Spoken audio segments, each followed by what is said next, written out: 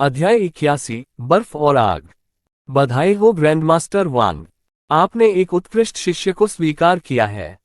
Red moon संप्रदाय के संप्रदाय नेता ने ग्रैंडमास्टर वांग को बधाई दी। बधाई हो ग्रैंडमास्टर वांग, बधाई हो ग्रैंडमास्टर वांग। ये जियो को अपने शिष्य के रूप में स्वीकार करने के लिए हर कोई ग्रैंडमास्टर वांग को बधाई देने लगा। यहां तक कि फॉर्मेशन मास्टर वू यू और स्वयं राजा ने भी उन्हें बधाई दी। हाँ, आप सभी को धन्यवाद धन्यवाद। ग्रैंडमास्टर वांग जोर से हंसे। पर्वत ढहने वाली मुट्ठी। लिन लिंग तब भी सदमे में था जब ये जियाओ ने अपनी माउंटेन कोलैप्सिंग फिस्ट से हमला किया।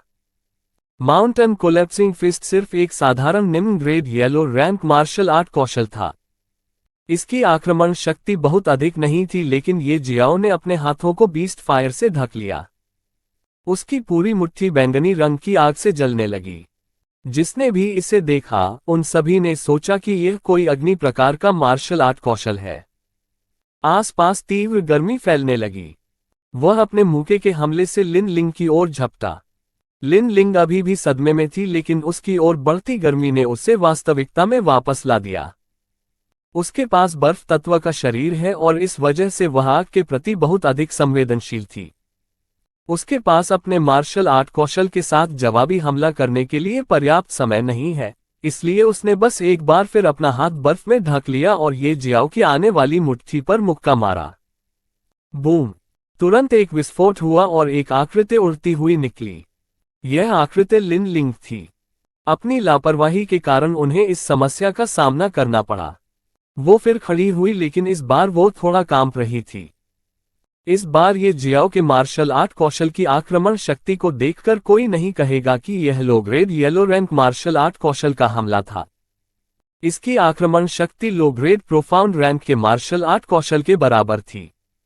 ये क्यूई संघनन क्षेत्र के 8वें चरण के मार्शल कलाकार को थोड़ा कष्ट देने के लिए पर्याप्त था।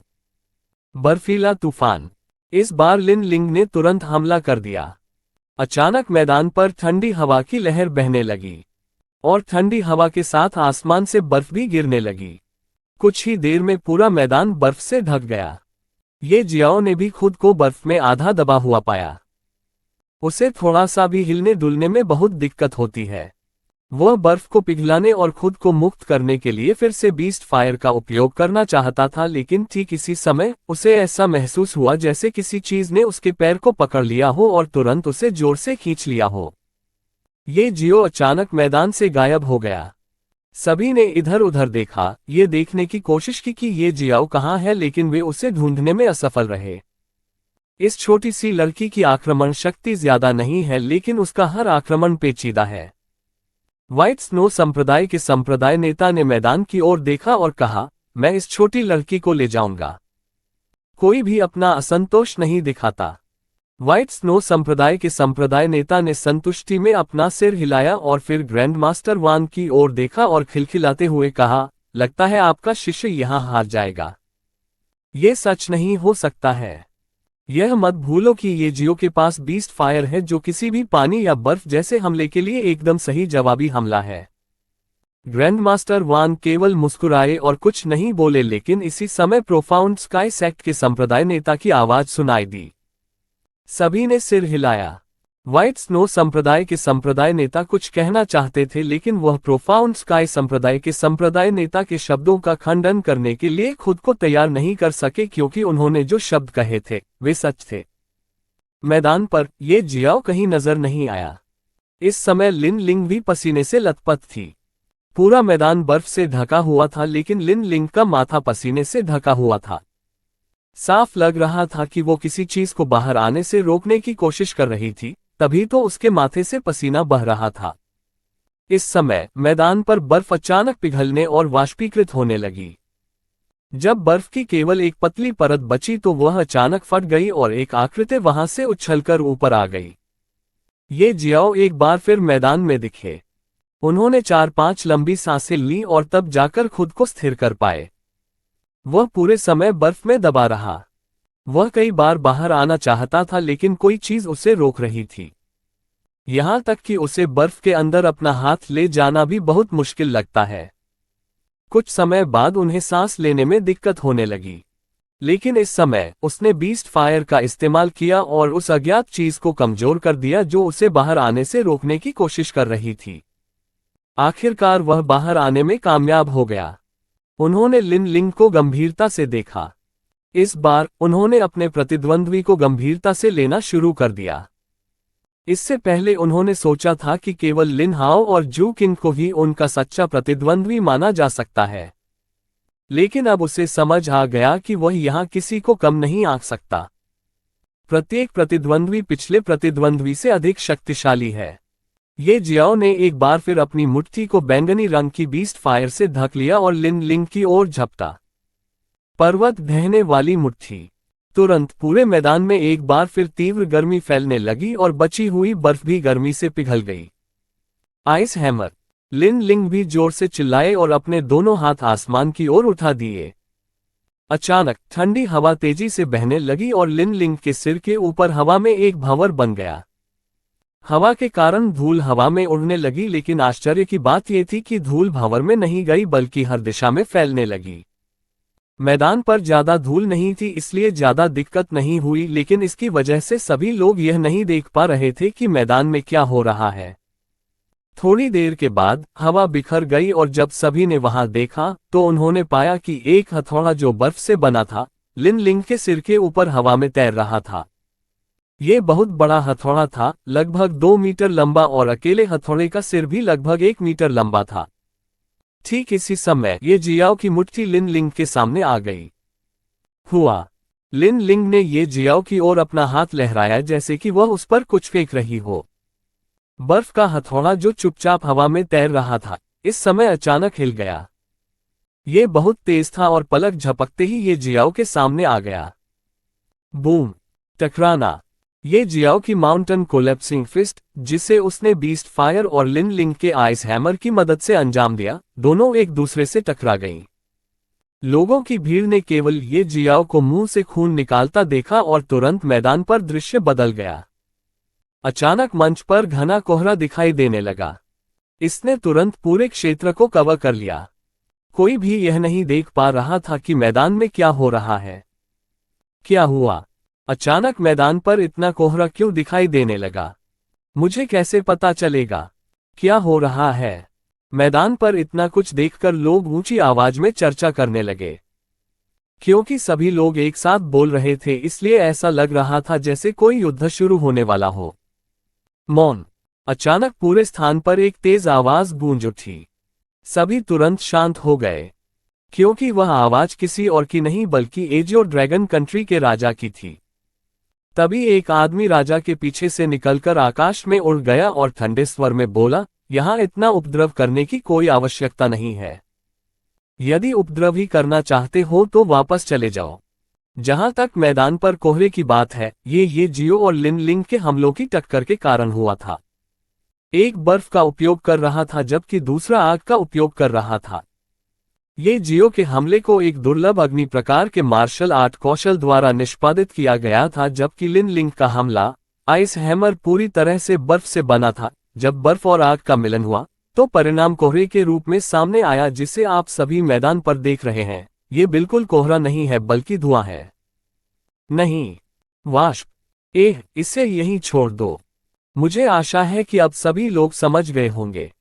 इतना कहकर वह चुपचाप वहीं उड़ गया जहां से आया था। सभी लोग भी समझ गए कि क्या हो रहा है, इसलिए उन्होंने जोर से बोलना जारी नहीं रखा और केवल मैदान की ओर देखते रहे, कोहरा छंटने का इंतजार करते रहे। हर कोई फायर सोल जैसे अस्तित्व के बारे में नहीं जानता था और यह उस व्यक्ति पर लागू होता था जिसने लोगों की भीड़ को सब कुछ समझाया था। वह नहीं जानता था कि ये जियाओ के हाथ में बैंगनी रंग की आग जानवर की आग थी। उसने केवल ये सोचा था कि यह बैंगनी रंग की आग कुछ ऐसी थी जो इसलिए निकली थी क्योंकि ये जियाओ ने कुछ दुर्लभ विशेष अग्नि प्रकार के मार्शल आर्ट कौशल का अभ्यास किया था। अध्याय 82, उम्मीद से बाहर। हर कोई फायर सोल जैसे अस्तित्व के बारे में नहीं जानता था और यह उस व्यक्ति पर लागू होता था जिसने लोगों की भीड़ को सब कुछ समझाया था। वह नहीं जानता था कि ये जियाओ के हाथ में बैंगनी रंग की आग जानवर की आग थी। उसने केवल ये सोचा था कि यह बैंगनी रंग की आग कुछ ऐसी थी जो इसलिए निकली थी क्योंकि ये जियाओ ने कुछ दुर्लभ विशेष अग्नि प्रकार के मार्शल आर्ट कौशल का अभ्यास किया था। वैसे भी अभी उन्होंने लोगों की भीड़ को जो समझाया वो भी 99.99% सच था। कुछ देर बाद मैदान से कोहरा धीरे धीरे गायब हो गया। अब हर कोई मैदान पर सब कुछ स्पष्ट रूप से देख सकता था। ये जियाओ और लिनलिंग दोनों एक दूसरे के विपरीत मैदान के दो अलग अलग किनारों पर खड़े थे। उनके मुंह के कोने से खून बह रहा था। लिनलिंग की हालत बहुत खराब थी। वह लगातार कांप रही थी, ठीक से खड़े होने की कोशिश कर रही थी। उसके शरीर पर कई जगह चोट के निशान थे। साफ था कि आखिरी हमले में वह बहुत बुरी तरह से पीड़ित हुई थी। लेकिन ये जियाओ की हालत उससे भी बदतर थी। इस लड़ाई में उन्होंने बार बार लिनलिंग को कमतर आंका। इस वजह से उन्हें पिछला हमला भी बहुत बुरी तरह झेलना पड़ा। आखिरकार लिनलिंग का हमला सीधे ये जियो की मुट्ठी से टकराया। लिनलिंग अभी भी उनके हमलों की टक्कर की जगह से कुछ दूरी पर था, लेकिन ये जियो बिल्कुल वहीं था। लिनलिंग के साथ इस लड़ाई में बार बार उसे कम आंकने के कारण उसने अपने high grade profound rank martial art कौशल सेक्रेड फिंगर आर्ट का उपयोग नहीं किया। यदि वह इस कौशल का प्रयोग करता तो अब तक विजय प्राप्त कर चुका होता। लेकिन अब पछताने से क्या फायदा। उनका पूरा शरीर खून से लथपथ था। वह खड़े होने की कोशिश में भी कांप रहा था। इस स्थिति को देखकर लोगों की पूरी भीड़ और साथ ही इसमें भाग लेने वाले सभी लोग खामोश हो गए। वे देखना चाहते थे कि आगे क्या होने वाला है। क्या ये जियो जीतेगी या लिनलिंग इस लड़ाई की विजेता होगी। सभी ने इंतजार किया, काफी देर तक इंतजार किया, लेकिन फिर भी दोनों मुख्य शख्सियतों की ओर से कोई हलचल नहीं हुई। जब वे अधीर होने लगे तो ये जियाओ ने अचानक अपना पहला कदम आगे बढ़ाया। ये देख एक बार फिर सभी ने अपना ध्यान अखाड़े पर केंद्रित कर दिया और बिना पलक झपकाए एकटक देखने लगे। ये जियाओ बहुत धीरे धीरे लिनलिंग की ओर चला। हर एक हमले को झेलने के बाद ये जियाओ कुछ देर के लिए रुक जाता और फिर वह फिर से एक कदम आगे बढ़ाता। जब ये जियाओ आधे रास्ते पर पहुंच गया, उसी समय लिनलिंग ने भी अपना पहला कदम आगे बढ़ाया और ये जियाओ की ओर चलना शुरू कर दिया। काफी समय बाद ये दोनों एक बार फिर एक दूसरे के सामने खड़े थे। उनके बीच की दूरी अब 1 मीटर से भी कम रह गई थी। सभी ने सोचा कि शायद अब वे लड़ने लगेंगे, लेकिन फिर जो हुआ उसने उन्हें जोर जोर से गालियां देने पर मजबूर कर दिया। ये जियाओ और लिनलिंग एक दूसरे से 1 मीटर से भी कम दूरी पर होने के बाद वे दोनों जमीन पर गिर गए और बेहोश हो गए। अरे, वे तो ऐसे ही बेहोश हो गए। हमने उनके लड़ने के लिए लंबे समय तक इंतजार किया है, लेकिन अब वे बकवास, ये बहुत क्रोधित करने वाला है। यह नहीं हो सकता। मैं उन्हें बहुत बुरी तरह पीटना चाहता हूं। ये वास्तव में है। एक बार फिर लोगों की भीड़ भावनाओं से उमड़ पड़ी, लेकिन इस बार गुस्सा ही गुस्सा था। उन्होंने ये जियाओ और लिनलिंग को कोसना शुरू कर दिया। और क्यों नहीं। आखिरकार उन्होंने ये जियो और लिनलिंग की लड़ाई के अंत को देखने के लिए वास्तव में बहुत लंबे समय तक इंतजार किया है। हर लड़ाई की तरह इस लड़ाई का भी अंत हुआ, लेकिन उनकी लड़ाई का अंत कुछ ऐसा हुआ जिसकी किसी ने कल्पना नहीं की थी। ये जियाओ और लिनलिंग के बीच की इस लड़ाई को ड्रॉ माना जाएगा। आनंद फानंद में प्रतियोगिता के मेजबान की घोषणा कर दी गई। वह इस लड़ाई का अंतिम परिणाम देखने के लिए भी उत्सुक था, लेकिन जब परिणाम वास्तव में सामने आया तो उसे लगभग उल्टी हो गई। इस समय ग्रैंडमास्टर वांग ने अपना हाथ लहराया। ये जियो और लिनलिंग, जो मैदान में बेहोश पड़े थे, स्वचालित रूप से उसकी ओर उड़ गए। ग्रैंडमास्टर वांग ने फिर उन दोनों की स्थिति को देखा और फिर उन्होंने उन दोनों को एक गोली खिलाई और अपनी शक्तिशाली आध्यात्मिक ऊर्जा की मदद से उन्होंने गोली को पचाने और गोली के प्रभाव को खत्म करने में उनकी मदद की। ये जियो और लिनलिंग का शरीर धीरे धीरे ठीक होने लगा। उन्हें ठीक होने में कुछ समय लगेगा। अगली 2 लड़ाई के अंत तक वे निश्चित रूप से ठीक हो जाएंगे, ग्रैंडमास्टर वांग ने कहा। अन्य लोगों ने केवल अपना सिर हिलाया और स्वर्ग तलवार संप्रदाय के संप्रदाय नेता ने उस व्यक्ति को संकेत दिया जो प्रतियोगिता की मेजबानी कर रहा था। वह आदमी समझ गया और तुरंत कहने लगा, चूंकि यह लड़ाई बराबरी पर समाप्त होती है तो हम दोनों को आगे बढ़ने देंगे। अब शीर्ष 13 नहीं बल्कि शीर्ष 14 होंगे और लड़ाई का नियम अपरिवर्तित रहेगा। अब अगली लड़ाई जारी रखेंगे। इस विचार पर किसी ने आपत्ति नहीं जताई। जब उन्होंने अपनी बात खत्म की तो दो युवक अखाड़े की ओर चले और अपना परिचय देने के बाद लड़ने लगे। और उनकी लड़ाई के बाद दो प्रतिभागियों के बीच अगली लड़ाई जारी रही। जैसा कि ग्रैंडमास्टर वांग ने कहा था, जब दूसरी लड़ाई समाप्त हुई तो ये जियो और लिन लिंग जाग गए। जागने के तुरंत बाद उन्होंने अपने शरीर की जांच की और ये देखकर आश्चर्यचकित रह गए कि वे लगभग पूरी तरह से ठीक हो चुके थे। इसके बाद उन्हें अपनी स्थिति के बारे में पता चला और उन्हें फिर आश्चर्य हुआ कि वे दोनों अगले दौर के लिए आगे बढ़े। उन्होंने अपना समय बर्बाद नहीं किया और अपनी आध्यात्मिक ऊर्जा को पुनः प्राप्त करने के लिए ध्यान करना शुरू कर दिया। अब लगभग शाम होने को थी। सूरज डूबने वाला था और इस समय अंततः शीर्ष 14 का निर्णय लिया गया। मेजबान ने फिर हवा में उड़ते हुए कहा, लड़ाई जारी रहेगी। जैसा कि हमने पहले ही घोषणा कर दी है, आज प्रतियोगिता का आखिरी दिन है। शीर्ष 14 सभी एक दूसरे से लड़ेंगे। सभी 14 प्रतिभागियों को कुल मिलाकर लड़ना होगा। 13 लड़ाई। 11वें, 12वें, 13वें और 14वें स्थान पर रहने वाले 4 प्रतिभागियों को हटा दिया जाएगा। प्रत्येक प्रतिभागी लगातार लड़ना चुन सकता है। ये प्रतिभागियों पर निर्भर है कि वे कैसे लड़ेंगे। अब आप 14 युवकों में से एक प्रतिभागी कृपया मैदान में आए और लड़ाई शुरू करें। ये सुनकर 14 प्रतिभागियों में से हर एक ने लंबी सांस ली। उन्होंने एक दूसरे को देखा। शायद पहले व्यक्ति की तलाश है जो एक एक करके 13 विरोधियों को चुनौती देने के लिए मैदान में जा रहा है। ये जियो कोई अपवाद नहीं था। वह अन्य प्रतिभागियों को भी उत्सुक दृष्टि से देख रहा था। इसी समय एक युवक आलस्य से अखाड़े की ओर चला। उस युवक की पीठ पर तलवार लटकी हुई थी। लिन हाओ। ये लिन हाओ था। वह चला और अखाड़े पर चढ़ गया। फिर वह अन्य 13 प्रतिभागियों की ओर देखने लगा। तभी उसने एक युवक की ओर इशारा किया। तुम मैदान में आओ। लिन हाओ ने कहा, मैं हार स्वीकार करता हूं। उस युवक ने एक क्षण झिझकने के बाद हार मान ली। वह जानता था कि भले ही वह लिन हाओ के खिलाफ लड़े, लेकिन वह जीत नहीं पाएगा, इसलिए लड़ने का क्या फायदा। ये देखकर लिन हाओ ने कुछ नहीं कहा। उसने दूसरे व्यक्ति की ओर देखा। मैं हार स्वीकार करता हूं। उस युवक ने भी हार मान ली। लिन हाओ ने फिर से अपनी नजर घुमाई और दूसरे युवक की ओर देखा। मैं हार स्वीकार करता हूं। मैं हार स्वीकार करता हूं। ऐसे ही 14 प्रतिभागियों में से 8 ने बिना लड़े ही हार मान ली। लोगों की भीड़ को निराशा हुई, लेकिन फिर यह उनकी उम्मीद के अनुरूप ही था। प्रतियोगिता के दूसरे दौर की शुरुआत से लेकर अब तक लिन हाओ के हर प्रतिद्वंद्वी ने बिना लड़े ही हार मान ली। यहां तक कि जू किन के अधिकांश विरोधियों ने बिना लड़े ही हार मान ली। 8 प्रतिभागियों द्वारा हार स्वीकार करने के बाद लिन हाओ ने बाकी 6 प्रतिभागियों की ओर देखा। फिर उसने लू ली की ओर इशारा किया। लू ली ने कुछ नहीं कहा। उसने बस एक लंबी सांस ली और मैदान पर चढ़ते हुए आगे बढ़ गई। लिन हाओ और बाकी भीड़ ने सिर हिलाया। यह उनकी अपेक्षा के अनुरूप भी था। लू ली भी एक प्रसिद्ध प्रतिभावान व्यक्ति थे। वह बिना लड़े कैसे हार मान सकती है। लिन हाओ और लू ली दोनों ने एक दूसरे की ओर देखा। लिन हाओ आगे बढ़ने या हमला करने के किसी भी इरादे के बिना अपनी जगह पर खड़ा रहा। जब लू ली ने यह देखा तो उसे गुस्सा नहीं आया।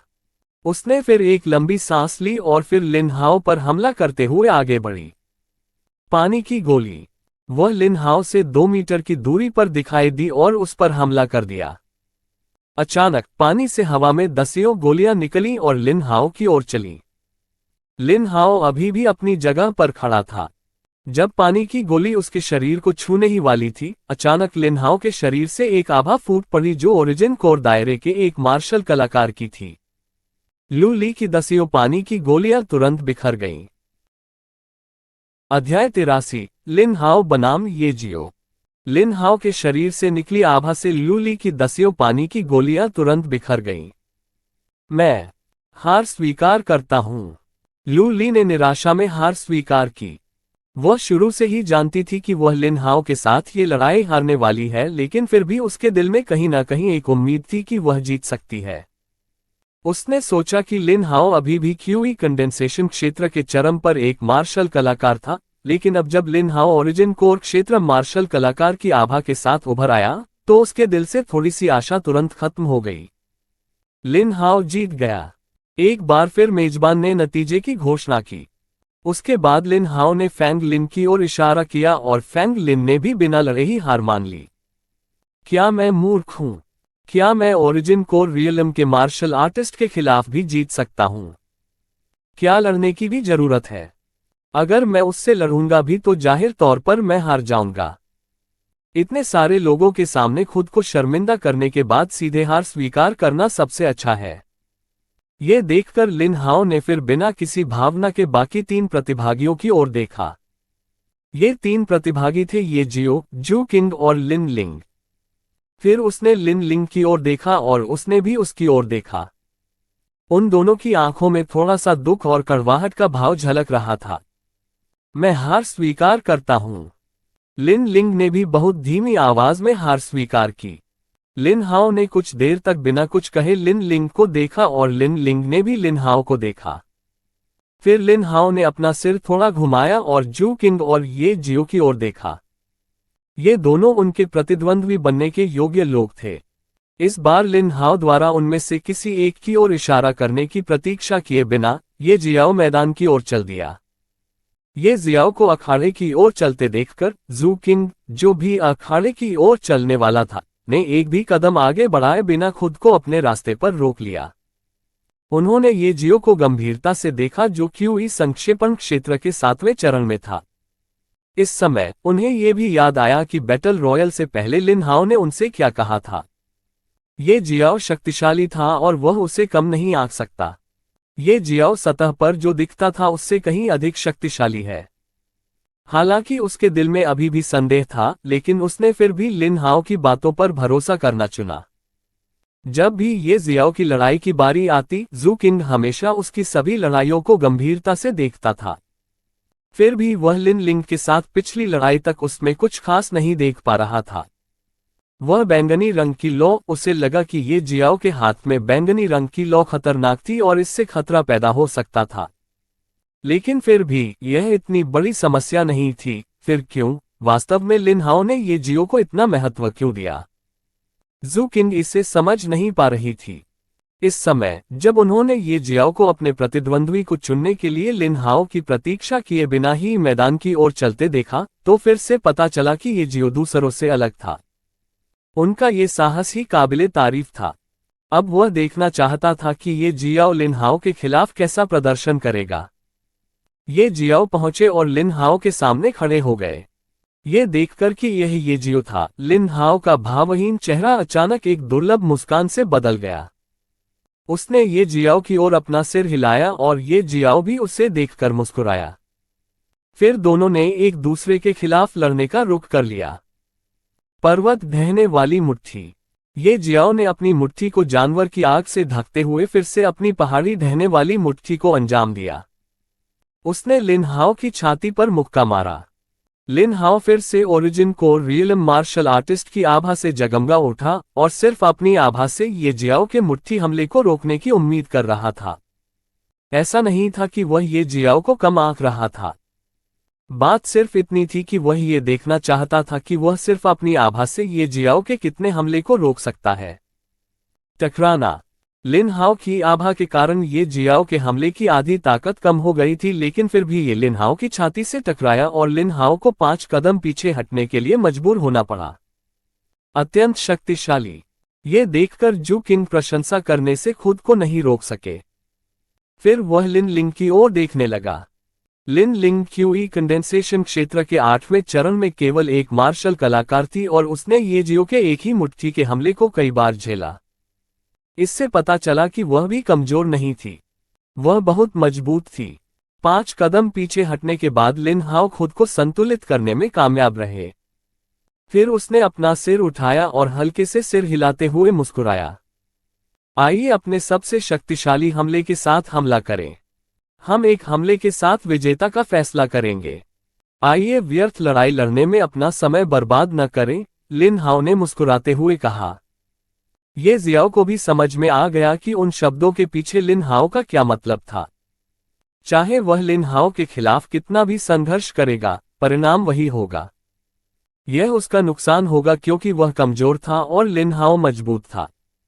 वह ये भी समझ गया कि ऐसा नहीं था कि लिन हाओ उसे नीची दृष्टि से देख रहा था, बल्कि वह यहाँ मौजूद सभी लोगों को ये जियाओ की असली ताकत दिखाने की कोशिश कर रहा था, जिसका इस्तेमाल ये जियो ने अपनी पिछली किसी भी लड़ाई में नहीं किया था।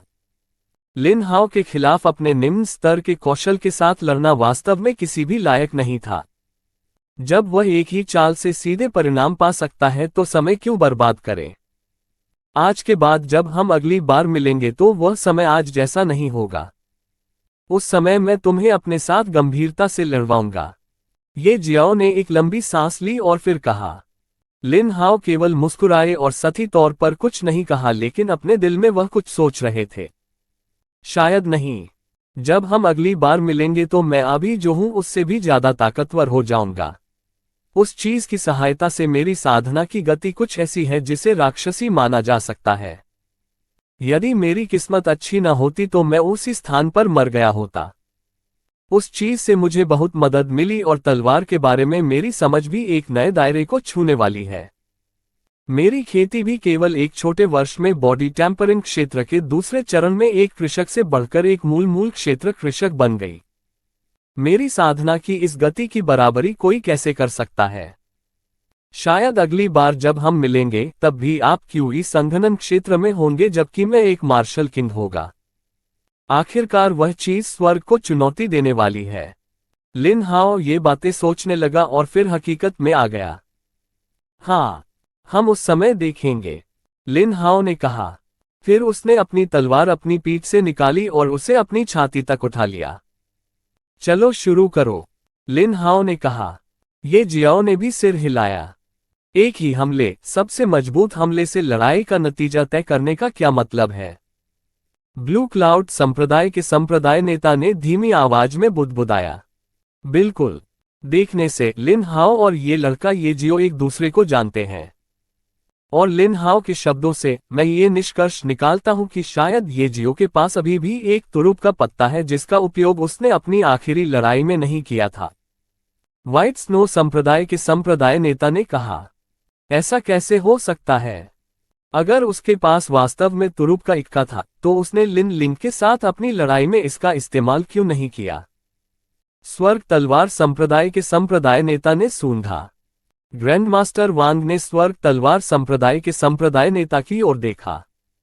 उन्होंने ये भी समझा कि स्वर्ग तलवार संप्रदाय के संप्रदाय नेता ये जियो को अपने शिष्य के रूप में लेने के मामले पर उनसे असंतुष्ट थे, जबकि उनके संप्रदाय के गौरव चू फैन को उन्होंने अस्वीकार कर दिया था। ग्रैंड मास्टर वांग ने कुछ नहीं कहा और मैदान की ओर देखने लगे। मैदान पर ये जियो और लिन हाओ दोनों ने एक दूसरे को देखा और फिर अपने सबसे मजबूत हमले की तैयारी शुरू कर दी। ये जियाओ ने अपनी आध्यात्मिक ऊर्जा को अपनी तर्जनी के ऊपर संघनित करना शुरू कर दिया। उसने सोचा कि अगर वह बीस्ट फायर को अपनी तर्जनी के शीर्ष पर संघनित करते हुए अपनी आध्यात्मिक ऊर्जा के साथ मिला दे और फिर पवित्र फिंगर आर्ट को निष्पादित करे तो वह कितना शक्तिशाली होगा। इससे पहले जब उसने माउंटेन कोलैप्सिंग फिस्ट को अंजाम देने के लिए अपनी पूरी मुट्ठी को बीस्ट फायर से ढक लिया था। ये सिर्फ बीस्ट फायर के साथ मुट्ठी को ढका न था, उसने इसे mountain collapsing fist martial art कौशल के साथ विलय नहीं किया था। एक अतिरिक्त विशेषता को विलय करना जो एक निश्चित मार्शल आर्ट कौशल के लिए विदेशी है, शून्य से मार्शल सम्राट क्षेत्र विशेषज्ञ बनने की तुलना में कहीं अधिक कठिन है। अध्याय 84, एक चाल से परिणाम तय करना।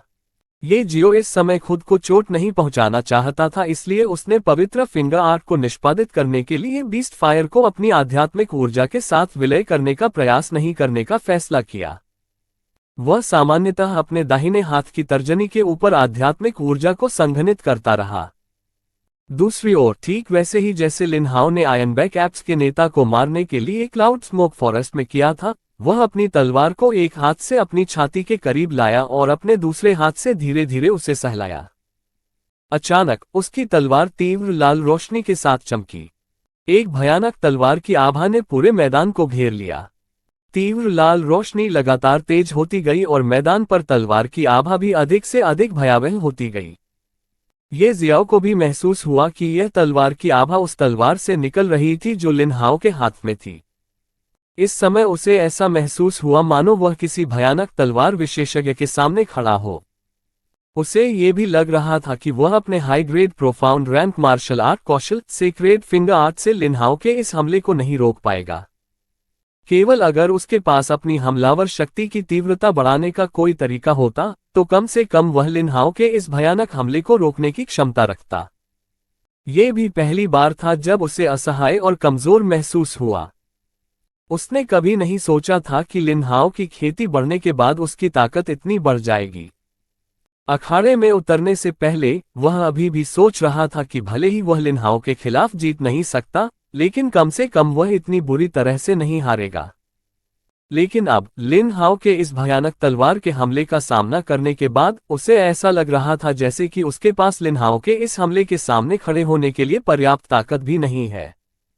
स्वर्ग तलवार संप्रदाय के तलवार प्रकाश संप्रदाय के नेता ने जोर से चिल्लाया। यहां मौजूद सभी संप्रदाय के नेता, जिनमें एजियो ड्रैगन कंट्री के राजा, फॉर्मेशन मास्टर वू यू और साथ ही ये जियो के मास्टर ग्रैंड मास्टर वान भी शामिल थे, सभी सदमे में अपनी सीट से खड़े हो गए। मैंने कभी नहीं सोचा था कि मैं एक ऐसे युवक को देखूंगा जिसने अभी अभी ओरिजिन कोर दायरे में प्रवेश किया है, जो स्वॉर्ड लाइट के पहले चरण को समझने में सक्षम है। ग्रैंड मास्टर वांग धीमी आवाज में बुदबुदाए। बिल्कुल।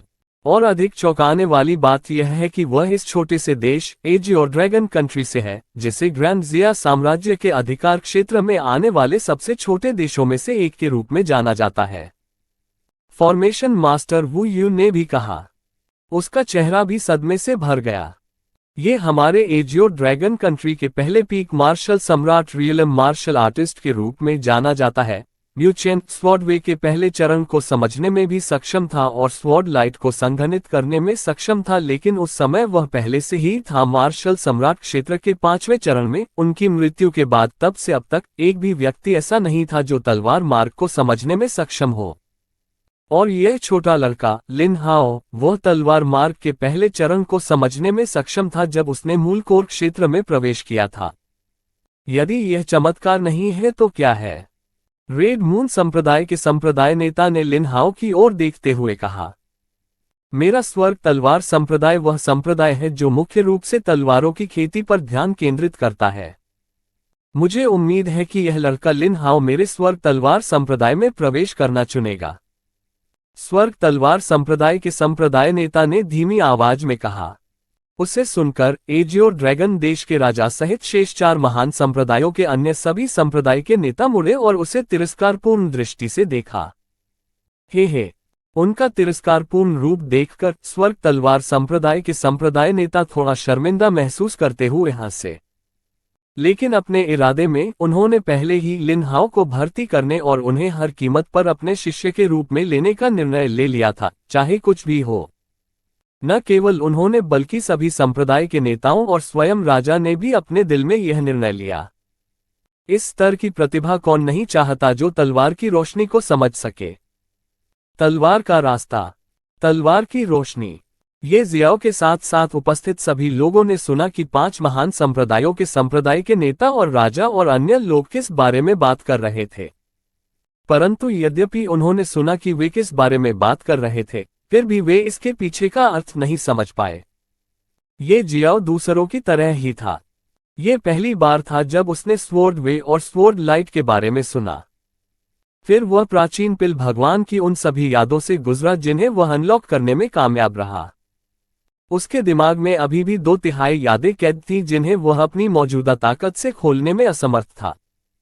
खैर, वह उन यादों से गुजरा लेकिन उसे तलवार से जुड़ी कोई चीज नहीं मिली। सारी यादें गोली और कीमिया के बारे में थीं और कुछ नहीं। 5वें एल्डर ये फैन के साथ सिल्वर मून संप्रदाय में प्रवेश करने के समय से ही उनकी तलवारों में रुचि हो गई थी। भले ही वह प्राचीन पिल भगवान की यादों में तलवार से संबंधित कुछ भी खोजने में असफल रहा, लेकिन उसे कुछ ऐसा मिला जिससे वह खुशी से जोर से चिल्लाना चाहता था। ये फायर सोल का अधिक अच्छी तरह से उपयोग करने की एक विधि थी। इस तकनीक से वह फायर सोल का अपनी इच्छानुसार उपयोग कर सकता है। वह इसका उपयोग अपना एक अग्नि क्लोन बनाने के लिए कर सकता है। लेकिन ये उतना महत्वपूर्ण नहीं था। सबसे महत्वपूर्ण और चौंकाने वाली बात यह थी कि क्लोन के पास उसकी कुल युद्ध क्षमता का 90% हिस्सा होगा। इस तकनीक को मैरियड फायर इमेज तकनीक के नाम से जाना जाता था। इसके कुल 9 स्तर हैं। प्रत्येक स्तर की खेती के साथ वह पहले से 2 गुनी मात्रा में अग्नि क्लोन बना सकता है। जब वह मैरियड फायर इमेज तकनीक के पहले स्तर की खेती करता है तो वह कुल 5 फायर क्लोन बना सकता है, और प्रत्येक क्लोन में उसके जितनी ही खेती होगी, लेकिन उनकी लड़ने की क्षमता केवल 90% ही होगी। लेकिन ये पहले से ही बहुत आश्चर्यजनक था। जब वह इस तकनीक को दूसरे स्तर तक विकसित कर सकता है तो वह कुल 10 अग्नि क्लोन बना सकता है। इस तकनीक को तीसरे स्तर तक विकसित करके वह कुल 20 अग्नि क्लोन इत्यादि बना सकता है। जब तक वह इस तकनीक को अगले स्तर तक विकसित कर सकता है, वह पहले की तुलना में 2 गुनी मात्रा में अग्नि क्लोन बना सकता है। लेकिन इस तकनीक को विकसित करने की शर्त यह थी कि व्यक्ति के पास अग्नि आत्मा होनी चाहिए। उन्होंने बिल्कुल भी समय बर्बाद नहीं किया और तुरंत ये तकनीक सीख ली। इससे पहले जब वह प्राचीन पिल भगवान की यादों में विलीन हो गए थे, उस समय उनके पास ये तकनीक पहले से ही थी, लेकिन वह सभी यादों से नहीं गुजरे थे, इसलिए वह उस समय इस तकनीक की खोज नहीं कर पाए थे। अब जब वह तलवार और तलवार मार्ग के बारे में जानना चाहता था तो वह इसके बारे में जानकारी पाने की उम्मीद में इन यादों के हर हिस्से से गुजरा। वह स्वॉर्ड वे के बारे में कुछ भी पता लगाने में कामयाब नहीं हो सके, लेकिन उन्होंने इस तकनीक की खोज की। ये जियाओ अभी भी मैदान पर अपने दाहिने हाथ की तर्जनी के ऊपर अपनी आध्यात्मिक ऊर्जा को संघनित कर रहा था। अभी उनके पास इस तकनीक को विकसित करने का समय नहीं था। उसे केवल यह आशा थी कि लिन हाओ द्वारा बुरी तरह घायल न हो। पवित्र उंगली कला। अपने दाहिने हाथ की तर्जनी पर आत्मा की ऊर्जा को सीमा तक संघनित करने के बाद ये जियाओ ने तुरंत अपनी पवित्र उंगली कला को अंजाम दिया और लिन हाओ की ओर झपटा। दानव वध तलवार, एक ही वार में राक्षसों का वध। इस समय लिन हाओ भी जोर से चिल्लाया और ये जियो की ओर अपनी तलवार से वार किया। तुरंत एक भयानक तलवार से हमला किया गया और पूरा मैदान विनाश की आभा से भर गया। फक। जब ये जियाओ ने ये देखा तो वह मदद नहीं कर सका, लेकिन जोर से शाप दिया। पूरा मैदान अब लिन हाओ की तलवार की तेज रोशनी से ढक गया था, जिससे सभी की नजरें बंद हो गईं। ये जियाओ को लगा कि अगर यह हमला उस पर हुआ, अगर उसकी मौत नहीं हुई तो वह निश्चित रूप से 1 महीने से अधिक समय तक इस हमले से लगी चोट के कारण बिस्तर पर पड़ा रहेगा। तलवार की रोशनी बहुत भयानक थी। अकेले तलवार की रोशनी से अखाड़ा लगभग नष्ट हो गया था, और लो ग्रेड अर्थ रैंक मार्शल आर्ट तकनीक जिसे लिन हाओ ने तलवार की रोशनी से निष्पादित किया, इसने लिन हाओ को अपनी असली ताकत दिखाने दी। जैसा कि लिन हाओ ने लड़ाई से पहले ये जियो से कहा था, वह अपने सबसे शक्तिशाली हमले के साथ हमला कर रहा था। तलवार की रोशनी इतनी तीव्र थी कि इसने ये जियाओ को कुछ देर के लिए अंधा भी कर दिया। इस समय उसे केवल ऐसा महसूस हुआ जैसे लिन हाओ की भयानक तलवार का हमला उस पर पड़ने वाला था। अध्याय 85 लिन हाओ का रहस्य। इस समय ये जियाओ को केवल ऐसा महसूस हुआ जैसे लिन हाओ की भयानक तलवार का हमला उस पर पड़ने वाला था। फक। ये जियाओ ने अपने दिल में शाप दिया। वह 1 महीने से अधिक समय तक बिस्तर पर नहीं रहना चाहता था, इसलिए उसने तुरंत स्वर्गीय मोती की दुनिया में प्रवेश किया। उन्हें बस यही उम्मीद थी कि कोई उन्हें मैदान से अचानक गायब होते न देख ले। क्योंकि वह बेहद घबराया हुआ था और चिंतित था कि कोई उसे अचानक गायब होते देख लेगा, इसलिए उसने तुरंत हेवनली पल से बाहर आने का फैसला किया। मैदान पर वह गायब हो गया और तुरंत फिर से प्रकट हो गया। वह स्वर्गीय मोती के संसार में कुछ क्षणों के लिए भी नहीं रहा, लेकिन फिर भी वह लिन हाओ के घातक हमले से बचने में कामयाब रहा। लेकिन उसका हमला अभी भी खत्म नहीं हुआ था। ये सिर्फ इतना था कि उसके हमले की विनाशकारी शक्ति लगभग आधी हो गई थी। ये जियो फिर से लिन हाओ के हमले के सामने था। उसे फिर अपने ऊपर संकट आता हुआ महसूस हुआ। उसने पहले ही अपनी आध्यात्मिक ऊर्जा को अपने दाहिने हाथ की तर्जनी के ऊपर एकत्रित कर लिया था और वह पवित्र उंगली कला को निष्पादित करने के लिए पहले ही उसकी ओर झपटा था। लेकिन क्योंकि वह स्वर्गीय मोती की दुनिया में प्रवेश कर गया था, इसलिए वह अपना हमला सफलतापूर्वक शुरू नहीं कर सका। अब जब वह एक बार फिर बाहर था और लिन हाओ के उसी हमले का सामना कर रहा था, जिसकी आक्रमण क्षमता लगभग 50% कम हो गई थी, तो उसने संकोच नहीं किया और अपने मार्शल आर्ट कौशल के साथ हमला किया। पवित्र उंगली कला। ची स्विश। आह। तलवार की तीव्र रोशनी के कारण सभी की आंखें चौंधिया रही थीं, कोई भी यह नहीं देख पा रहा था कि मैदान में क्या हो रहा है। स्वयं लिन हाओ भी नहीं। और यही बात ये जियाओ पर भी लागू होती है। और इस वजह से लिन हाओ और ये जियाओ दोनों एक दूसरे के हमले से बच नहीं पा रहे थे। ये जियाओ का हमला लिन हाओ के कंधे को सफलतापूर्वक भेद गया और खून बहने लगा। उन्हें भी 10 कदम से ज्यादा पीछे हटने को मजबूर होना पड़ा। और लिन हाओ का तलवार का हमला भी सफल रहा, इसने ये जियाओ की छाती को चीर दिया। उसकी छाती से खून निकल पड़ा। जैसे ही उसे अपनी छाती पर लिन हाओ की तलवार का हमला महसूस हुआ, उसने पीछे हटने की कोशिश की और केवल इस वजह से वह गंभीर रूप से घायल नहीं हुआ। परंतु फिर भी यदि वह अभी किसी अन्य प्रतिद्वंदी से युद्ध करना भी चाहे तो एक बार भी युद्ध या आक्रमण नहीं कर पाएगा। लिन हाओ द्वारा उसकी छाती पर जो कट लगाया गया था वह लगभग आधी उंगली गहरा था। उसकी तलवार से उसकी छाती की कुछ हड्डियां भी कट गईं। ये जियाओ अपने घुटनों के बल जमीन पर बैठ गया और अपने दोनों हाथों से अपनी छाती को ढक लिया। और अब जब लिन हाओ का हमला खत्म हो गया तो तलवार की रोशनी भी फीकी पड़ गई। अब सभी लोग देख पा रहे थे कि मैदान में क्या हो रहा है। उन्होंने देखा कि ये जियाओ अपनी छाती को ढकते हुए घुटनों के सहारे जमीन पर बैठा था। उसकी छाती से खून बह रहा था और इससे उसके हाथों के साथ साथ अधिकांश कपड़े भी लाल हो गए। दूसरी ओर लिन हाओ ये जियो से 3 मीटर की दूरी पर खड़ा था। उसके कंधे से बहुत खून बह रहा था, इसलिए वह अपने हाथ से उसके कंधे को दबाता रहा। उनकी दर्द भरी अभिव्यक्ति साफ देखी जा सकती थी।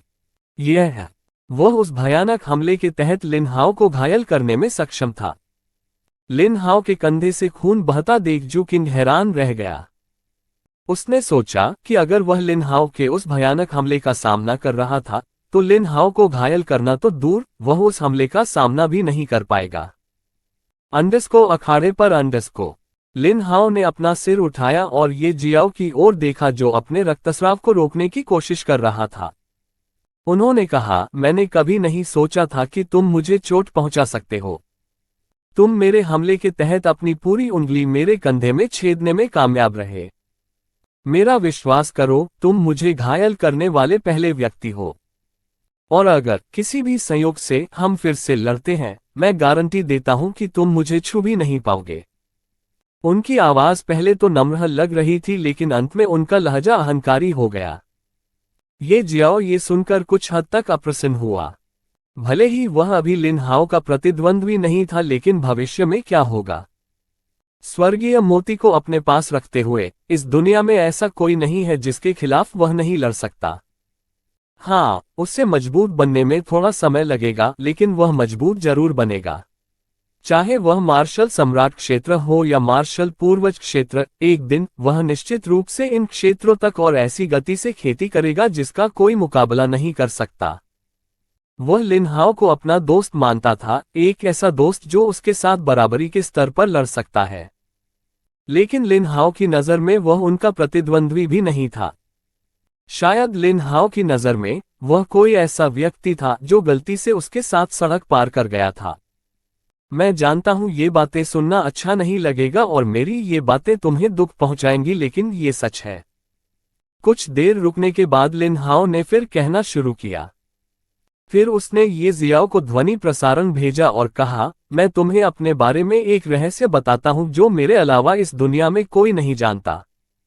मैं वास्तव में आपका सम्मान करता हूं और मैं आपकी भावनाओं को ठेस नहीं पहुंचाना चाहता था, इसलिए मैं आपको ये बता रहा हूं। मुझे आशा है कि आप इसे गुप्त रख सकेंगे। लिन हाओ ने हवा में एक लंबी सांस ली और ये जियाओ को अपना ध्वनि प्रसारण भेजना जारी रखा। जब मैं लिन परिवार में था तो मुझे अक्सर मेरे साथियों द्वारा धमकाया जाता था क्योंकि मैं बिल्कुल भी प्रतिभाशाली नहीं था। 6 से अधिक समय तक खेती करने के बाद भी वर्षों तक मैं अभी भी बॉडी टेम्परिंग क्षेत्र का दूसरा चरण का मार्शल कलाकार था। मेरे पिता ने कभी अपनी माँ को नहीं देखा था, लेकिन एक दिन मेरे पिता ने वंश छोड़ दिया, मेरी माँ की तलाश करो। जाने से पहले उसने मुझसे कहा कि वह मेरी माँ को उसके कबीले से वापस ले जा रहा है। वह धर्म साम्राज्य नामक साम्राज्य के नंबर 1 कबीले से है। मेरे पिता के कबीले छोड़ने के बाद कबीले में मेरी स्थिति और भी खराब हो गई। लेकिन एक दिन मुझे भाग्यशाली मुठभेड़ मिली, और वह भाग्यशाली मुठभेड़ कुछ ऐसी थी जिसने मेरी किस्मत बदल दी। मैं अब एक origin core realm martial artist हूं। क्या आप जानते हैं मुझे मूल क्षेत्र तक साधना करने में कितना समय लगा? केवल 2 वर्षों में मैंने बॉडी टेम्परिंग क्षेत्र के दूसरे चरण से मूल क्षेत्र तक साधना की है। क्या आप कल्पना कर सकते हैं, एक बच्चा जिसने 6 साल में केवल बॉडी टेम्परिंग क्षेत्र के दूसरे चरण तक ही खेती की, यहां तक कि तीसरे चरण तक पहुंचने में भी कामयाब नहीं हुआ, उसे अचानक एक भाग्यशाली मौका मिला और वह दूसरे से मूल कोर क्षेत्र तक पहुंच गया केवल 2 वर्षों में बॉडी टेम्परिंग क्षेत्र का चरण। ये कैसा भाग्यशाली मौका था? उसे इतनी तेजी से खेती करने का कौन सा खजाना मिल गया? केवल 2 वर्षों में मैंने न केवल मूल कोर क्षेत्र में खेती की, बल्कि मैंने तलवार के बारे में और भी अधिक समझना शुरू कर दिया और आखिरकार तलवार मार्ग के पहले चरण को समझ लिया, जो कि तलवार की रोशनी है। ये कुछ ऐसा है जिसे कोई भी समझ नहीं सकता है। 20 वर्षों में मैंने ये सब केवल 2 वर्षों में हासिल कर लिया। मेरी खेती करने की गति बहुत तेज है। यह इतनी तेज है कि मुझे खुद भी कभी कभी डर लगता है कि यह सब सिर्फ एक सपना है और अगर मैं जाग गया तो यह खूबसूरत सपना खत्म हो जाएगा। मैंने कभी ऐसा कल्टीवेटर नहीं देखा जो समान गति से खेती कर सके, मेरी जैसी गति।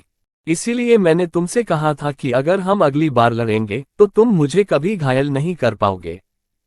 अभी मैं एक मार्शल आर्टिस्ट से भी लड़ सकता हूं। मूल क्षेत्र का 5वां चरण।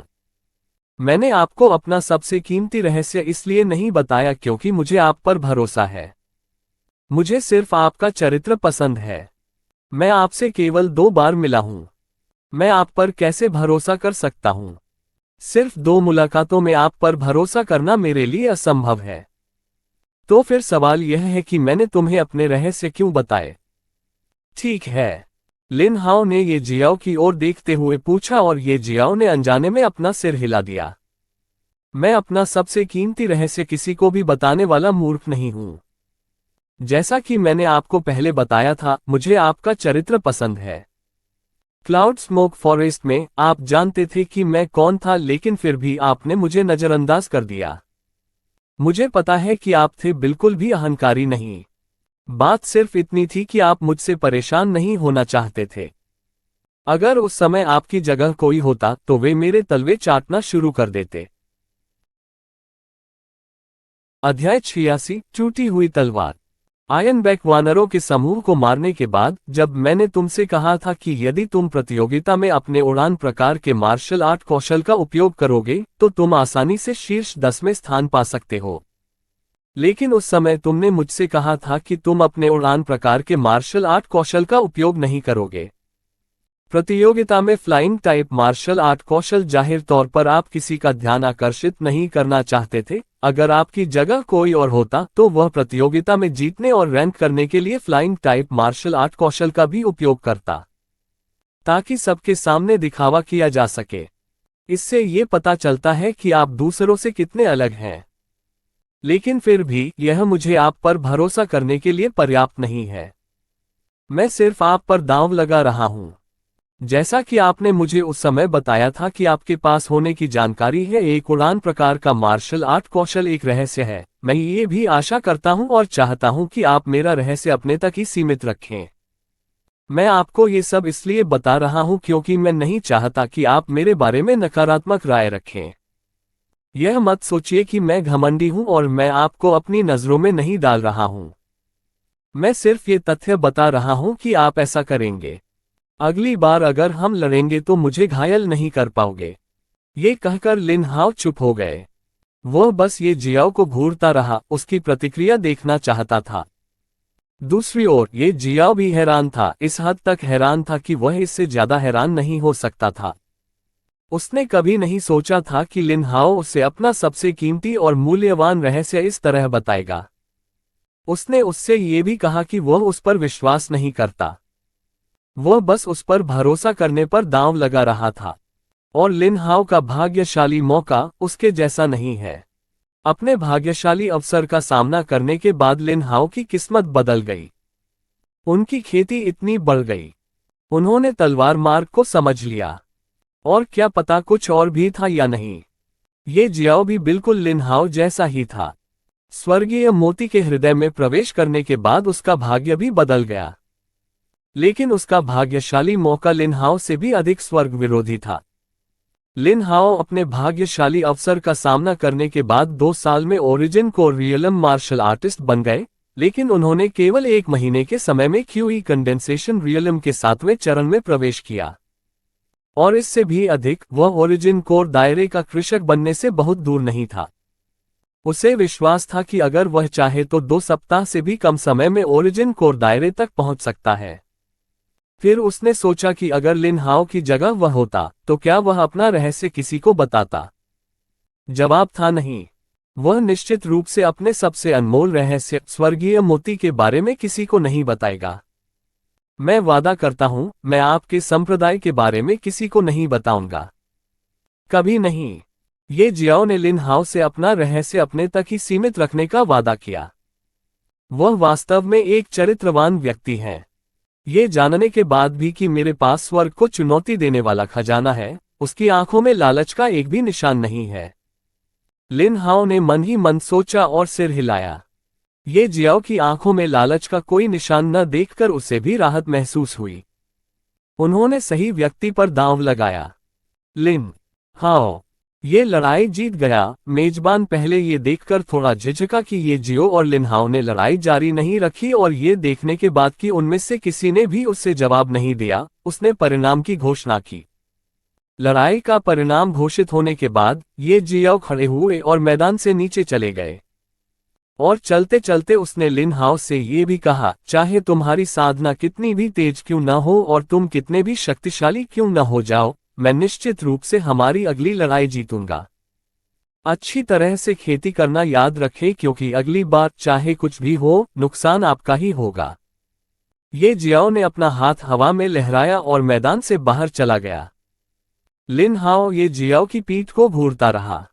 उसे ये देखकर आश्चर्य हुआ कि उसके बारे में सब कुछ जानने के बाद भी ये जियाओ का आत्मविश्वास जरा भी कम नहीं हुआ, बल्कि उसे ये जियाओ की आवाज में लड़ने की भावना की झलक दिखी। केवल जब ये जियाओ मैदान से नीचे उतरा तो उसने अपनी निगाहें उससे हटा ली और अपना सिर हिला दिया।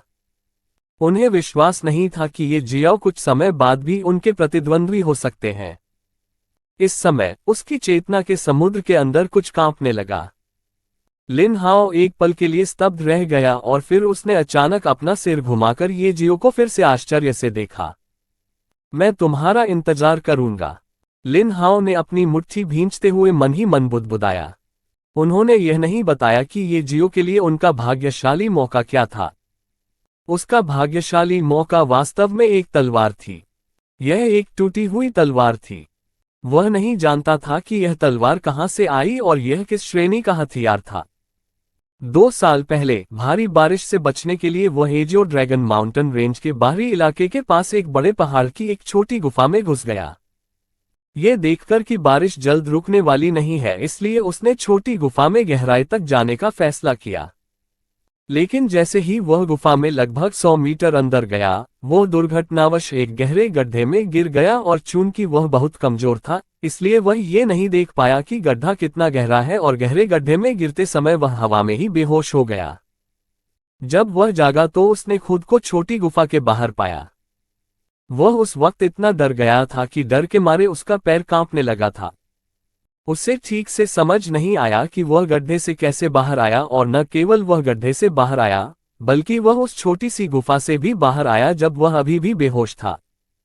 हालांकि वह उस समय डरा हुआ था, फिर भी वह इस रहस्य को सुझाने की आशा में फिर से छोटी गुफा के अंदर चला गया। लेकिन एक बार फिर वह छोटी गुफा में प्रवेश करके हैरान हो गया, क्योंकि इस बार यह छोटी गुफा वास्तव में बहुत छोटी थी। वह 50 मीटर भी अंदर नहीं गया, लेकिन वह पहले ही गुफा के अंत पर था।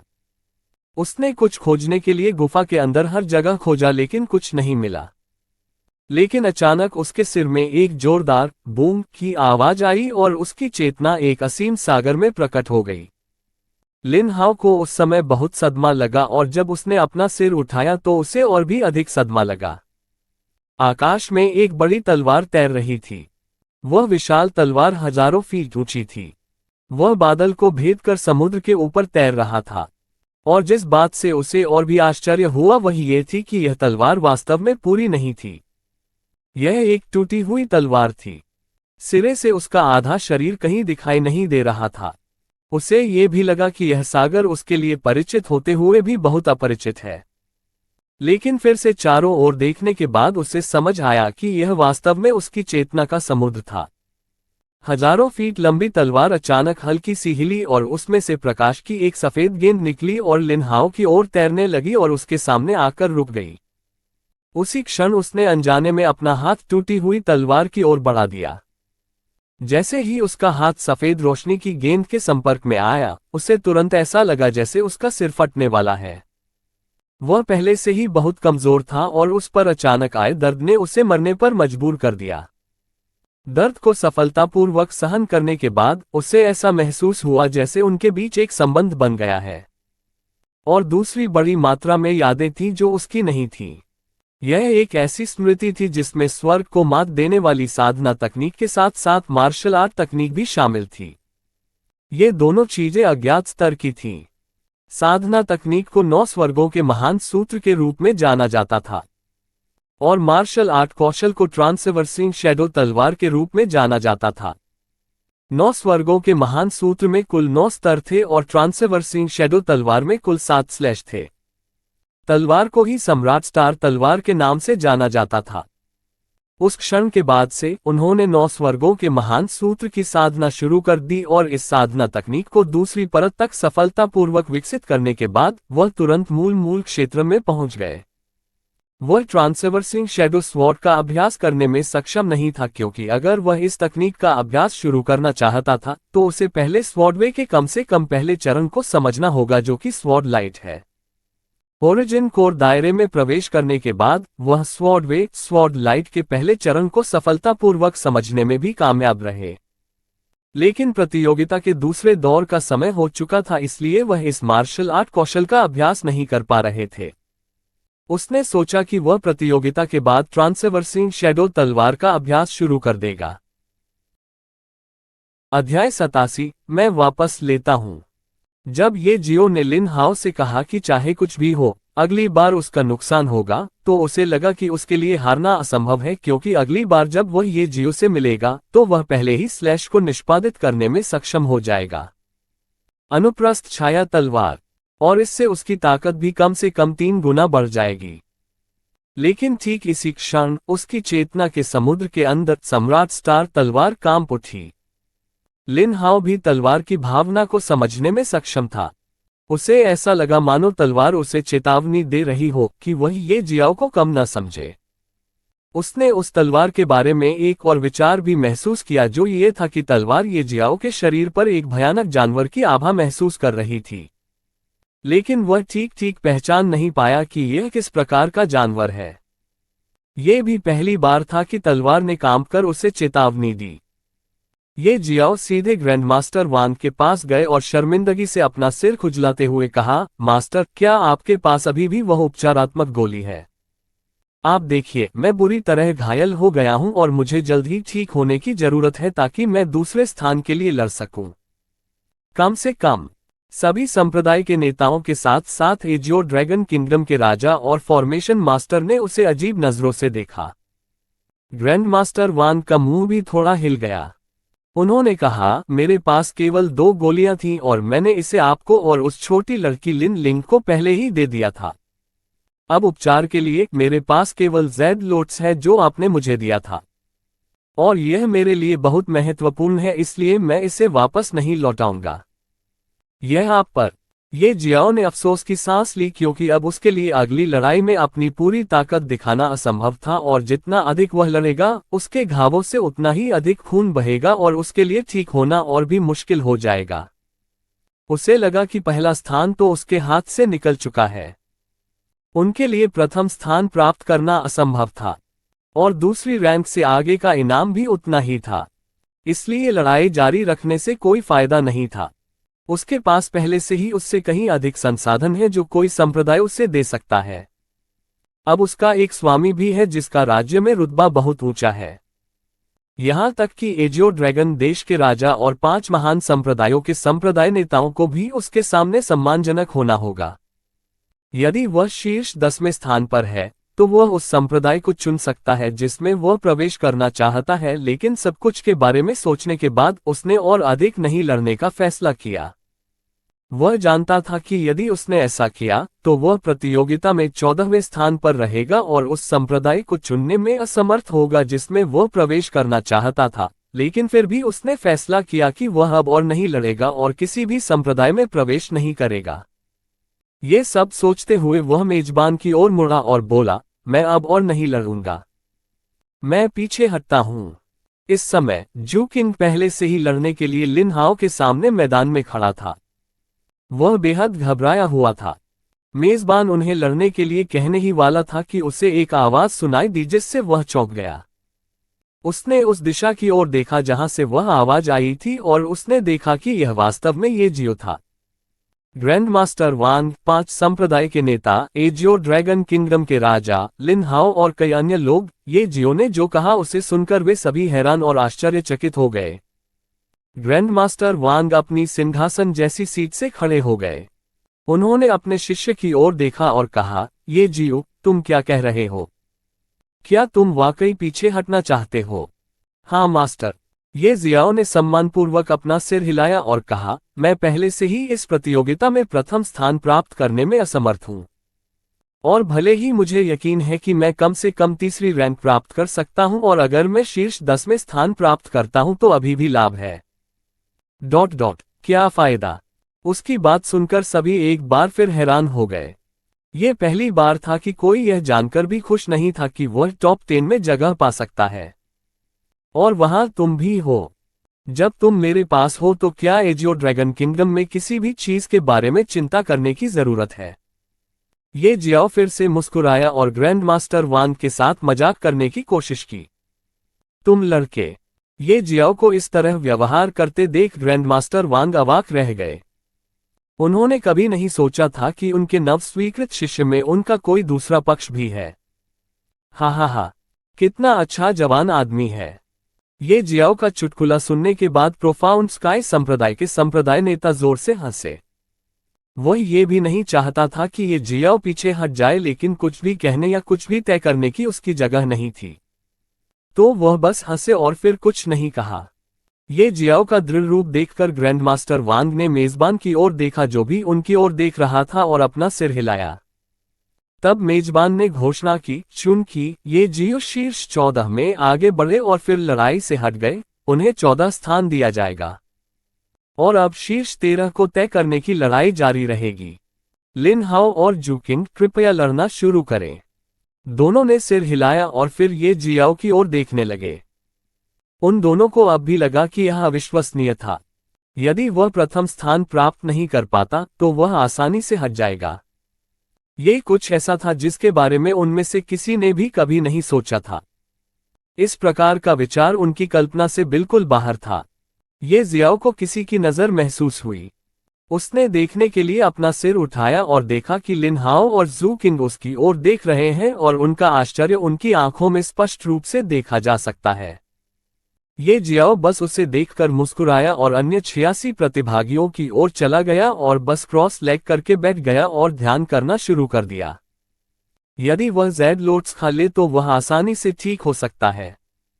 जेड लोट्स के साथ वो पलक झपकते ही ठीक हो सकता है, क्योंकि जेड लोट्स 4ठी कक्षा का था और एक मार्शल सम्राट क्षेत्र विशेषज्ञ को भी गोली में मिलाकर उसे ठीक करने की क्षमता रखता है। ये जियो को तो छोड़ ही दे जो केवल 7वें चरण में था। क्यूई संक्षेपण क्षेत्र।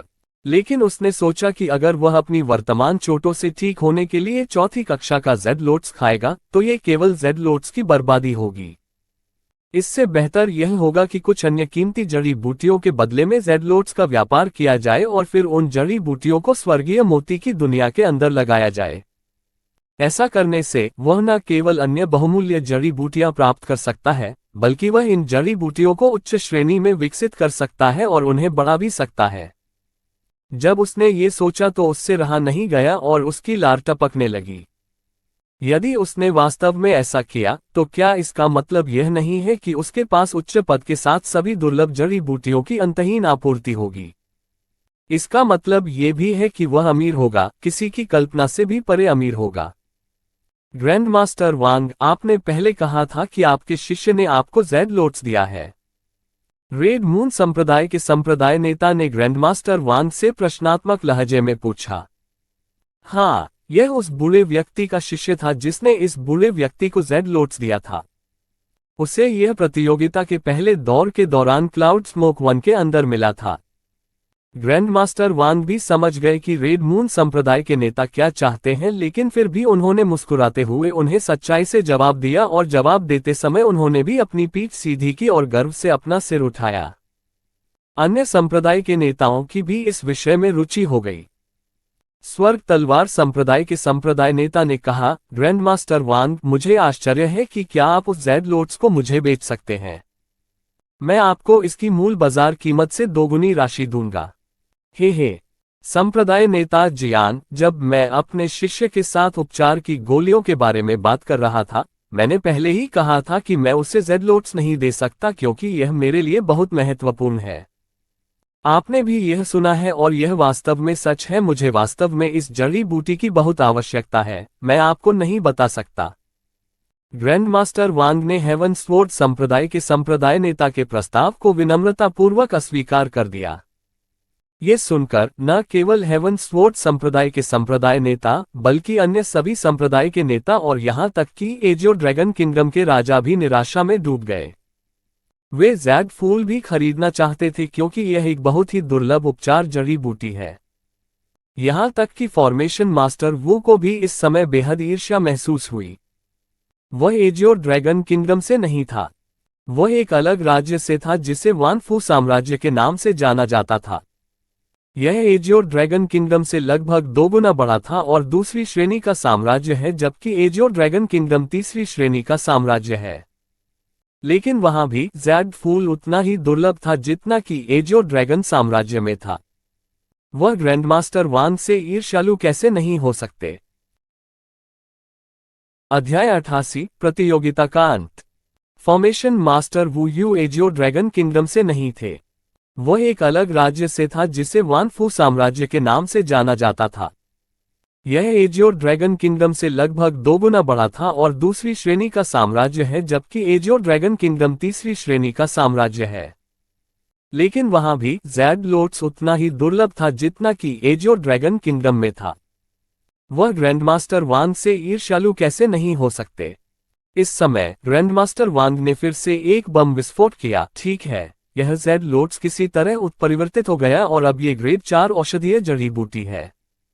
ओह, तो ये ग्रेड 4 की दवा है क्या? यह आपने अभी कहा कि ज़ेड लोट्स किसी प्रकार के उत्परिवर्तन से गुजरने के बाद ग्रेड 4 की औषधीय जड़ी बूटी बन जाती है। प्रोफाउंड स्काई संप्रदाय के संप्रदाय नेता ग्रैंडमास्टर वांग द्वारा कहे गए शब्दों को दोहरा रहे थे जब उन्हें अचानक एहसास हुआ कि कुछ गलत था। जब उससे गलती हुई तो वह आश्चर्य से बोला।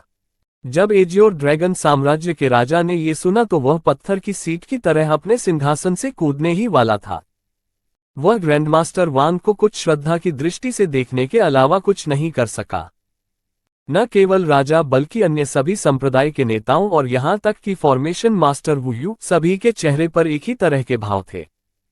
ग्रैंडमास्टर वांग को पहले से ही इस प्रकार की स्थिति की उम्मीद थी जब उन्होंने ज़ेड लोट्स के ग्रेड 4 औषधीय जड़ी बूटी होने की खबर का खुलासा करने का फैसला किया। तो वह बस मुस्कुराया और उनकी ओर सिर हिलाया। यह है ग्रैंडमास्टर वांग, अगर आप इसे मुझे बेच दें तो कैसा रहेगा? मैं आपको उस ग्रेड 4 ज़ेड लोट्स के बदले में जो कुछ भी आप चाहोगे वह दे दूंगा। व्हाइट स्नो संप्रदाय की संप्रदाय नेता ने अपनी आंखों में कुछ उम्मीद के साथ कहा। ग्रैंडमास्टर वांग, इस ज़ेड लोट्स को मुझे बेच दो और मैं इसे 100 निम्न श्रेणी के स्पिरिट पत्थरों के लिए बेच दूंगा। ये कैसा रहेगा? हेवन स्वॉर्ड संप्रदाय के संप्रदाय नेता ने भी अपना प्रस्ताव रखा। ग्रैंड मास्टर वांग, मैं आपके ग्रेड 4 जेड लोट्स को 110 निम्न ग्रेड स्पिरिट पत्थरों के लिए खरीदूंगा। इसे मुझे बेच दो।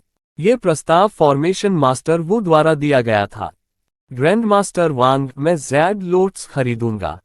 ग्रैंड मास्टर वांग, उस जेड लोट्स को बेचो। ग्रैंड मास्टर वांग। उन सभी ने म्यूटेशन के बाद चौथी श्रेणी के जेड लोट्स को खरीदने के लिए अपने प्रस्ताव देने शुरू कर दिए। जब उन्होंने सुना कि ग्रैंड मास्टर वांग के पास जेड लोट्स है तो वे पहले से ही बहुत ईर्ष्यालु थे और अस्वीकार किए जाने के बाद उन्हें अपनी भावनाओं को दबाना मुश्किल हो गया। लेकिन अब जब उन्होंने सुना है कि जेड लोट्स वास्तव में किसी तरह उत्परिवर्तित हो गया है और ग्रेड 4 जेड लोट्स बन गया है जो कि एजियोर स्काई महाद्वीप के इतिहास में कभी नहीं दिखाई दिया, तो वे इस जेड लोट्स को अपने हाथों में लेने के लिए अपने प्रयास कैसे नहीं कर सकते। उन्हें इस बात पर भी शक नहीं हुआ कि शायद ग्रैंड मास्टर वांग उनसे झूठ बोल रहे हैं। उनके सोचने का तरीका एक जैसा था। ग्रैंड मास्टर वांग, जो पूरे एजियोर ड्रैगन कंट्री के सबसे प्रतिष्ठित और कीमिया के एकमात्र ग्रैंड मास्टर थे, केवल उनका ध्यान आकर्षित करने के लिए झूठ कैसे बोल सकते हैं। ये बिल्कुल असंभव था। 5 महान संप्रदाय के नेताओं के साथ साथ फॉर्मेशन मास्टर वू द्वारा दिए गए प्रस्तावों को सुनकर ग्रैंड मास्टर वांग को सिरदर्द हो रहा था। और उसने देखा कि एजियोर ड्रैगन कंट्री का राजा भी चौथी श्रेणी के जेड लोट्स पर अपना हाथ पाने के लिए अपनी चाल चलने वाला था। उसने तुरंत कहा, हर कोई, कृपया मुझे सभी को निराश करने के लिए क्षमा करें। यह एक है चौथी श्रेणी का जेड लोट्स और क्योंकि यह चौथी श्रेणी का जेड लोट्स है, मैं इसे किसी को नहीं बेच सकता। मैंने पहले ही कहा था कि यह जेड लोट्स मेरे लिए बहुत महत्वपूर्ण है, मैं नहीं बता सकता। ग्रैंड मास्टर वांग नहीं चाहते थे कि राजा उन्हें कोई प्रस्ताव दें। वह एक देश का राजा था। यदि ग्रैंड मास्टर वांग ने उन्हें अस्वीकार कर दिया तो ये बहुत बुरा होगा। अस्वीकार किए जाने के कारण न केवल उनके बीच मैत्रीपूर्ण संबंध बाधित होंगे, बल्कि राजा को भी इतने सारे लोगों के सामने अस्वीकार किए जाने पर कुछ हद तक शर्मिंदगी महसूस होगी।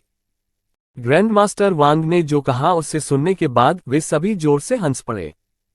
उन्हें भी अजीब महसूस हुआ क्योंकि उन्हें एहसास हुआ कि वे ये सुनकर बहुत उत्तेजित हो गए थे कि ये जियो ने ग्रैंड मास्टर वांग को जो जेड लोट्स दिया था वह वास्तव में ग्रेड 4 जेड लोट्स था। ये जियाओ बस लिन हाओ और जू किन के बीच की लड़ाई को दिलचस्पी से देख रहा था। वह अभी भी इस बात से अनभिज्ञ था कि केवल एक जेड लोट्स जिसे उसने स्वर्गीय मोती से निकाला था और उसे उपहार में दिया था, ने 5 महान संप्रदायों के संप्रदाय नेताओं और फॉर्मेशन मास्टर वू और यहां तक कि एजियोर ड्रैगन देश के राजा के बीच एक बड़ा हंगामा पैदा कर दिया था। जू किंग और लिन हाओ ने भी एक गहन लड़ाई लड़ी लेकिन विजेता अभी भी लिन हाओ था क्योंकि वह प्रतियोगिता में भाग लेने वाले किसी भी प्रतिभागी के लिए बहुत शक्तिशाली था। जू किंग को लिन हाओ की उसी चाल से हार मिली जिससे ये जियो को हार मिली थी और वह अब बहुत बुरी तरह से घायल भी हो गया था। लिन हाओ जीत गया। ये देखते हुए कि जू किंग अब लड़ने की स्थिति में नहीं है, मेजबान ने लड़ाई के परिणाम की घोषणा की। जू किंग ने वह उपचार गोली खा ली जो वह यहां लाया था ताकि अगर किसी भी तरह से वह बुरी तरह से घायल हो जाए तो इससे उसे ठीक होने में मदद मिल सके। और उसका उपचार की गोली लाना भी सही था। यह सचमुच सही समय पर काम आया। गोली खाने के बाद वह ध्यान करने लगे। इस बार एक और प्रतिभागी दूसरों को चुनौती देने के लिए मैदान में उतरा। लड़ाई जारी रही। जल्द ही दूसरे चैलेंजर को लिन लिंग ने बाहर कर दिया। फिर लिन लिंग ने दूसरों के साथ लड़ना जारी रखा। अंततः वह केवल जू किंग के खिलाफ अपनी लड़ाई हार गई, जिसने सभी को आश्चर्यचकित कर दिया। किसी ने नहीं सोचा था कि प्रतियोगिता के दूसरे दौर में एक काला घोड़ा निकलेगा और यह काला घोड़ा वास्तव में एक सुंदरता है। लिन लिंग के खिलाफ जीत के बाद जू किंग ने दूसरों को चुनौती देना जारी रखा। जल्द ही उन्होंने हर लड़ाई जीत ली और उन्हें आधिकारिक तौर पर प्रतियोगिता में दूसरे स्थान पर घोषित किया गया। और लिन लिंग तीसरे स्थान पर रही क्योंकि उन्होंने हर लड़ाई जीती और केवल 2 लड़ाई हारी। सबसे पहले लिन हाओ के खिलाफ था और उसने हार स्वीकार कर ली। दूसरा जू किंग के खिलाफ था और वह उससे लड़ने के बाद हार गई। जू किंग की लड़ाई के बाद फैंग लिन मैदान में गए और शेष प्रतिभागियों के खिलाफ अपनी लड़ाई शुरू की, जिन्हें अभी भी रैंक नहीं मिली थी और लूली के खिलाफ एक को छोड़कर हर लड़ाई जीती। वह ये लड़ाई बिल्कुल नहीं हारा बल्कि यह लड़ाई बराबरी पर समाप्त हुई। आखिरकार लूली भी बहुत शक्तिशाली थी। उसके बाद लू ली ने लड़ना जारी रखा। उन्होंने अपने विरोधियों के खिलाफ लड़ी गई हर लड़ाई भी जीती। उसकी लड़ाई की समाप्ति के बाद मेजबान ने घोषणा की कि फैंग लिन और लू ली दोनों चौथे स्थान पर रहने वाले हैं। चौथे स्थान पर रहे दो प्रतिभागियों के कारण पांचवीं रैंक खाली रहेगी। लड़ाई जारी रही और जल्द ही सारी लड़ाई खत्म हो गई और टॉप 10 का फैसला हो गया। मेजबान ने शीर्ष 10 के नामों की घोषणा की। वह थे: प्रथम रैंक लिन हाओ, दूसरी रैंक जू किंग, तीसरी रैंक लिन लिंग, चौथी रैंक फैंग लिन और लू ली, पांचवीं रैंक खाली, छठी रैंक बू फैंग, सातवीं रैंक जियू शेन, आठवीं रैंक जू मिंग, नौवीं रैंक म्यू शेंग, 10वीं रैंक लियू शियुफेंग। शीर्ष 10 की घोषणा के बाद सभी 5 संप्रदाय के नेताओं और राजा ने आपस में कुछ बात की और फिर उन्होंने मेजबान की ओर सिर हिलाया। ये देखकर मेजबान ने फिर ऊंची आवाज में कहा, अब शीर्ष 10 उम्मीदवार कृपया आगे आएं और उस संप्रदाय का चयन करें जिसमें आप प्रवेश करना चाहते हैं। ये सुनकर हर कोई उत्साह से शीर्ष 10 रैंक वालों की ओर देखने लगा और अपनी पसंद देखने का इंतजार करने लगा। टॉप 10 में स्थान पाने वाले युवा भी एक दूसरे की ओर देखने लगे, शायद वे भी इस बात का इंतजार कर रहे थे कि कोई पहला कदम उठाए। ये देखकर कि कोई भी उस संप्रदाय को चुनने के लिए आगे नहीं आ रहा है जिसमें वे प्रवेश करना चाहते हैं, मेजबान ने फिर से जोर से कहा, आइए 10वीं रैंक से शुरू करें। लियू शियुफेंग, कृपया आगे आएं और उस संप्रदाय को चुनें जिसमें आप प्रवेश करना चाहते हैं। आप भी चुन सकते हैं शाही परिवार की सेवा करें। जब मेजबान ने ये कहा तो 10वें स्थान पर रहने वाले लियू शियुफेंग मदद नहीं कर सके, लेकिन अपने दिल में थोड़ा शाप दिया और फिर आगे बढ़ गए। 10 कदम आगे बढ़ने के बाद उसने 5 महान संप्रदायों के संप्रदाय नेताओं और एजियोर ड्रैगन देश के राजा की ओर देखा। कुछ देर सोचने के बाद उन्होंने कहा, मैंने रेड मून संप्रदाय में प्रवेश करना चुना है। मेरा चचेरा भाई भी रेड मून संप्रदाय का आंतरिक शिष्य है और उसने मुझसे कहा कि अगर मैं खेती करने के लिए किसी संप्रदाय में प्रवेश करना चाहता हूं तो मुझे ऐसा करना चाहिए। रेड मून संप्रदाय में प्रवेश करें, इसलिए मैं रेड मून संप्रदाय में प्रवेश करना चुनता हूं। लियू शियुफेंग ने ये सब एक सांस में कहा क्योंकि वह इस समय बहुत घबराया हुआ था। अध्याय 89, संप्रदाय का चयन। लियू शियुफेंग आगे बढ़े और सभी संप्रदाय के नेताओं और एजियोर ड्रैगन साम्राज्य के राजा को देखा। फिर उन्होंने एक पल के लिए कुछ सोचा और कहा, मैं रेड मून संप्रदाय में प्रवेश करना चुनता हूं। मेरा चचेरा भाई भी रेड मून संप्रदाय का आंतरिक शिष्य है और उसने मुझसे कहा कि अगर मैं खेती करने के लिए किसी संप्रदाय में प्रवेश करना चाहता हूं तो मुझे ऐसा करना चाहिए। रेड मून संप्रदाय में प्रवेश करें, इसलिए मैं रेड मून संप्रदाय में प्रवेश करना चुनता हूं। लियू शियुफेंग ने ये सब एक सांस में कहा क्योंकि वह इस समय बहुत घबराया हुआ था। उसकी बात सुनकर रेड मून संप्रदाय के नेता जोर से हंसे और बोले, अच्छा अच्छा, ऊपर आओ और मेरे पीछे खड़े हो जाओ और जब हम संप्रदाय में वापस जाएंगे तो मैं तुम्हारे चचेरे भाई को भी इनाम दूंगा। धन्यवाद। धन्यवाद संप्रदाय नेता। लियू शियुफेंग ने झट से अपना सिर झुकाया और उसे धन्यवाद दिया। फिर वह आगे बढ़ा और रेड मून संप्रदाय के संप्रदाय नेता के पीछे खड़ा हो गया। रेड मून संप्रदाय के संप्रदाय नेता ने भी संतुष्टि में सिर हिलाया। रेड मून संप्रदाय के बाहरी दरबार के शिष्य बनने में सफलतापूर्वक लियू शियुफेंग को बधाई। आप अपने संप्रदाय के नेता के साथ संप्रदाय में वापस जाने के बाद अपना इनाम प्राप्त करेंगे। मेजबान ने लियू शियुफेंग को बधाई दी और फिर वह शेष 9 उम्मीदवारों की ओर देखने लगा। म्यू शेंग, अब आपकी बारी है कि आप किस संप्रदाय में प्रवेश करना चाहते हैं। कृपया आगे आएं और अपना संप्रदाय चुनें। होस्ट ने फिर मुस्कुराते हुए कहा। म्यू शेंग ने अपना सिर हिलाया और 10 कदम आगे बढ़ाया और फिर कहा, मैं बचपन से ही ब्लू क्लाउड संप्रदाय का शिष्य बनना चाहता हूं, इसलिए मैं ब्लू क्लाउड संप्रदाय को चुनूंगा। म्यू शेंग को सुनने के बाद ब्लू क्लाउड संप्रदाय के संप्रदाय नेता की आंखें चमक उठीं। शीर्ष 10 प्रतिभागियों में से हर एक ही पीढ़ी का सबसे शक्तिशाली युवा है और इसलिए वे सभी किसी भी संप्रदाय के लिए बहुत मूल्यवान हैं। अब जब म्यू शेंग अपने संप्रदाय में प्रवेश करना चाहता था तो वह कैसे खुश नहीं हो सकता। उन्होंने खुशी से कहा, हाँ हाँ, आओ आओ और मेरे पीछे खड़े हो जाओ। म्यू शेंग ने अपना सिर हिलाया और ब्लू क्लाउड संप्रदाय के संप्रदाय नेता की ओर चलना शुरू कर दिया। कुछ समय के बाद म्यू शेंग भी लियू शियुफेन की तरह ब्लू क्लाउड संप्रदाय के संप्रदाय नेता के पीछे खड़ा था। मू शेंग को सफलतापूर्वक ब्लू क्लाउड संप्रदाय का बाहरी दरबारी शिष्य बनने के लिए बधाई। आप अपने संप्रदाय के नेता के साथ संप्रदाय में वापस जाने के बाद अपना इनाम प्राप्त करेंगे। मेजबान ने म्यू शेंग को फिर से बधाई दी, फिर उसने शेष 8 उम्मीदवारों की ओर देखा और कहा, अब जू मिंग की बारी है कि वह उस संप्रदाय को चुने जिसमें वह प्रवेश करना चाहता है। जू मिंग, कृपया आगे आए और अपना संप्रदाय चुने। जू मिंग ने एक लंबी सांस ली और फिर अन्य 2 की तरह 10 कदम आगे बढ़कर कहा, मैं भी ब्लू क्लाउड संप्रदाय में प्रवेश करना चाहता हूं। अच्छा। ब्लू क्लाउड संप्रदाय के संप्रदाय नेता ये सुनकर बहुत खुश हुए और 2 बार अच्छा कहा और फिर कहा, आओ और म्यू शेंग के पास खड़े हो जाओ।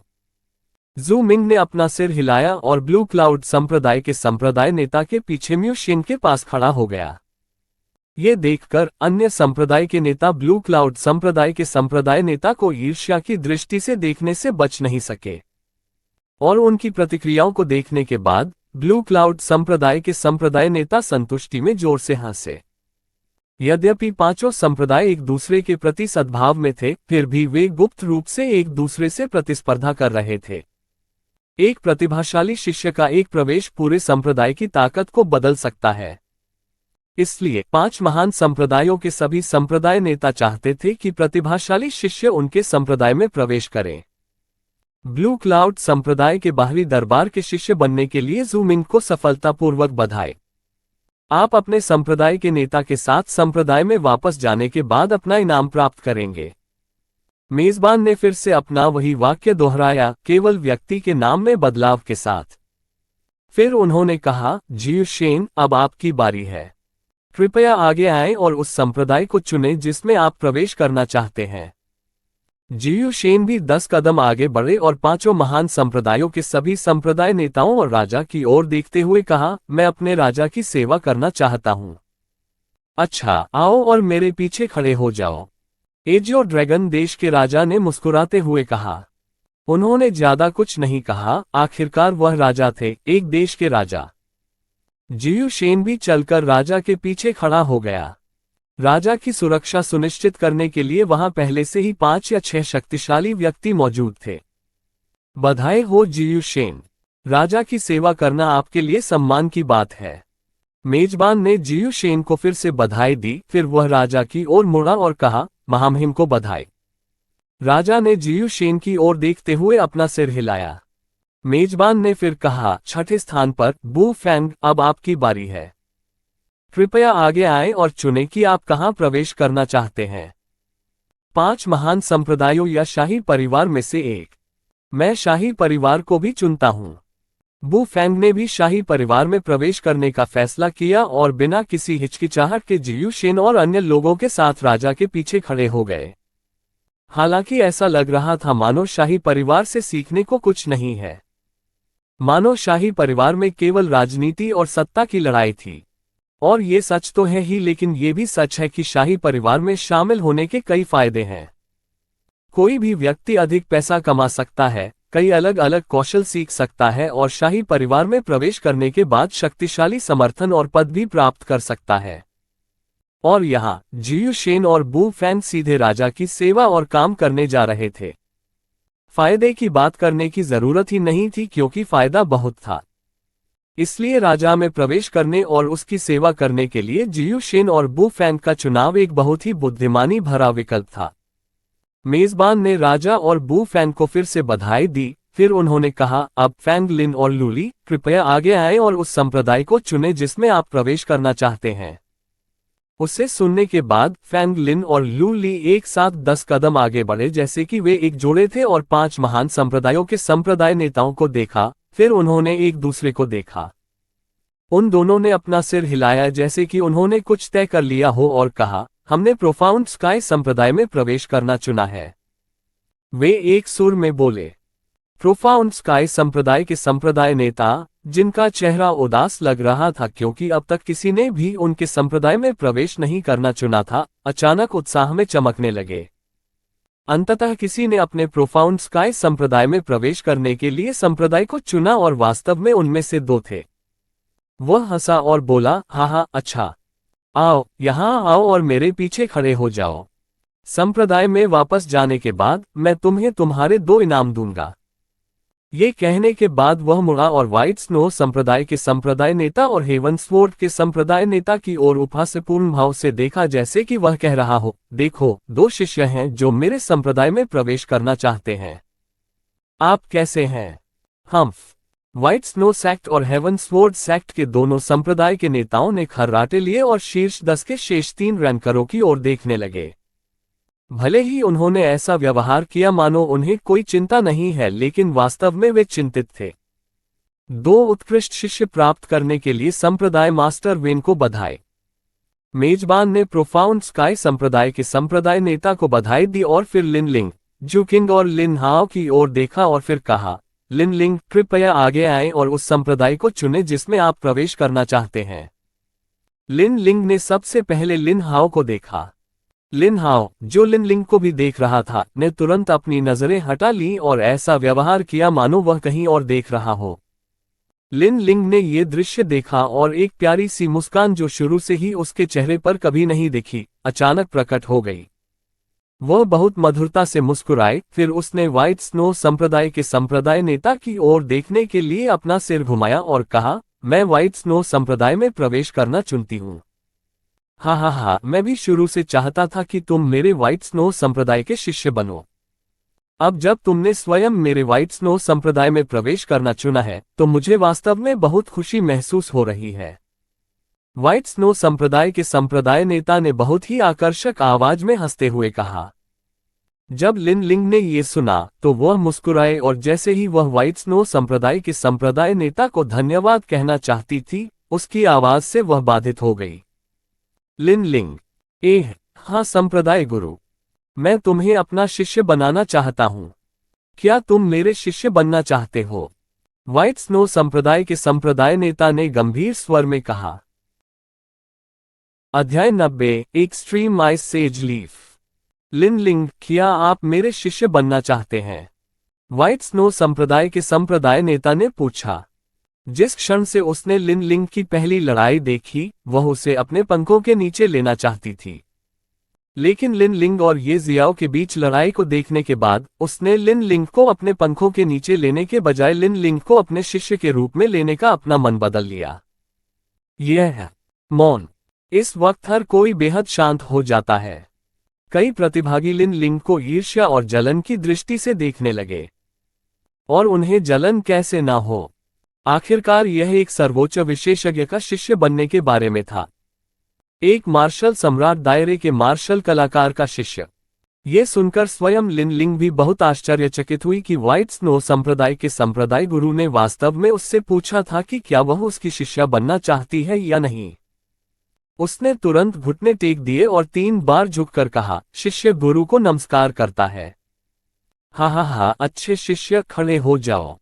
व्हाइट स्नो संप्रदाय के संप्रदाय गुरु ने आकर्षक ढंग से हंसते हुए कहा। फिर उसने अपना हाथ हवा में लहराया और उसके हाथ में एक पत्ता दिखाई दिया। यह पत्ता वास्तव में सफेद रंग का था, इस पर हरे रंग का कोई संकेत नहीं था। लेकिन सबसे ध्यान खींचने वाली बात यह थी कि उसमें से भारी मात्रा में ठंडी हवा निकल रही थी जो सघन आध्यात्मिक ऊर्जा से भरी हुई थी। दरअसल सफेद पत्ती से ठंडी हवा नहीं निकल रही थी, बल्कि पत्ती बर्फीली प्रकृति की थी और पत्ती को छूने वाली हवा तुरंत ठंडी हवा में बदल रही थी। इससे ये कहा जा सकता है कि व्हाइट स्नो संप्रदाय के संप्रदाय नेता के हाथ में जो सफेद पत्ता था, वह कोई साधारण पत्ता नहीं बल्कि एक खजाना था। व्हाइट स्नो संप्रदाय के संप्रदाय नेता ने धीरे से लिन लिंग की ओर पत्ता उछाला। लिन लिंग ने जल्दी से सफेद पत्ता पकड़ लिया। जैसे ही लिन लिंग सफेद पत्ते के संपर्क में आई, उसे इससे बेहद आरामदायक एहसास हुआ। और वह ये भी महसूस कर सकती है कि सफेद पत्ती में उसके शरीर में बर्फ तत्व के प्रति एक प्रकार का आकर्षण है। वह कुछ देर तक अपने हाथ में लिए सफेद पत्ते को देखती रही, लेकिन जब वह उसे पहचानने में असफल रही, तो उसने अपना सिर उठाया और अपने मालिक की ओर प्रश्नवाचक दृष्टि से देखा। व्हाइट स्नो संप्रदाय के संप्रदाय नेता ने उसे देखकर मुस्कुराया और कहा, यह मेरी ओर से तुम्हारे लिए एक उपहार है। मास्टर, क्या मैं आपसे एक प्रश्न पूछ सकता हूँ? जब लिन लिंग ने देखा कि उसकी प्रश्नवाचक दृष्टि देखने के बाद भी उसके मालिक ने उससे यह नहीं बताया कि यह पत्ता क्या है, तो वह उत्तेजित होने के अलावा कुछ नहीं कर सकी। पूछना। व्हाइट स्नो संप्रदाय के संप्रदाय नेता मुस्कुराए और लिन लिंग को अपना प्रश्न पूछने की अनुमति दी। वह जानती थी कि लिन लिंग क्या पूछना चाहती है और अगर वह चाहती तो वह पहले ही लिन लिंग को सफेद पत्ती के बारे में सब कुछ बता चुकी होती, लेकिन उसने ऐसा करना नहीं चुना। वह चाहती थी कि लिन लिंग उससे पूछे और फिर वह उसके सवाल का जवाब देगी। मालिक, ये सफेद पत्ता क्या है? मैं महसूस कर सकता हूं कि यह मेरे लिए बहुत फायदेमंद है, या यूं कहें कि यह मेरे शरीर के अंदर बर्फ तत्व के लिए बहुत फायदेमंद है। लिन लिंग ने अंततः अपना प्रश्न पूछा। व्हाइट स्नो संप्रदाय के संप्रदाय नेता ने मुस्कुराते हुए कहा, यह कोई सफेद पत्ती नहीं है। इसे एक्सट्रीम आइस सेज लीफ कहा जाता है। Extreme ice sage leaf. Lin Ling ने अपने हाथ में सफेद पत्ती को देखते हुए बुदबुदाया। Extreme ice sage leaf. मैंने इसके बारे में पहले कभी नहीं सुना है। इस तथाकथित एक्सट्रीम आइस सेज लीफ का क्या उपयोग है? स्वर्ग तलवार संप्रदाय के संप्रदाय नेता ने पहले बुदबुदाया और फिर पूछा। व्हाइट स्नो संप्रदाय की संप्रदाय नेता ने चेहरे पर मुस्कान के साथ उसकी ओर देखा। उसकी प्रतिक्रिया देखकर उसे बहुत संतुष्टि हुई। मैंने भी इस एक्सट्रीम आइस सेज लीफ के बारे में कभी कुछ नहीं सुना। ये वास्तव में क्या है? आपने इसे अपने नए शिष्य को भी उपहार में दिया था। प्रोफाउंड स्काई सेक्ट के संप्रदाय नेता ने भी पूछा और अन्य लोगों ने भी अपना सिर हिलाया क्योंकि उन्होंने व्यक्त किया कि उन्होंने भी इसके बारे में पहले कभी नहीं सुना है। हे, मैं लिन लिंग को एक्सट्रीम आइस सेज लीफ कैसे उपहार में नहीं दे सकता? वह पहले से ही मेरी शिष्या है और क्या आप सभी ने नहीं देखा कि आइस तत्व पर उसका नियंत्रण कितना अच्छा है?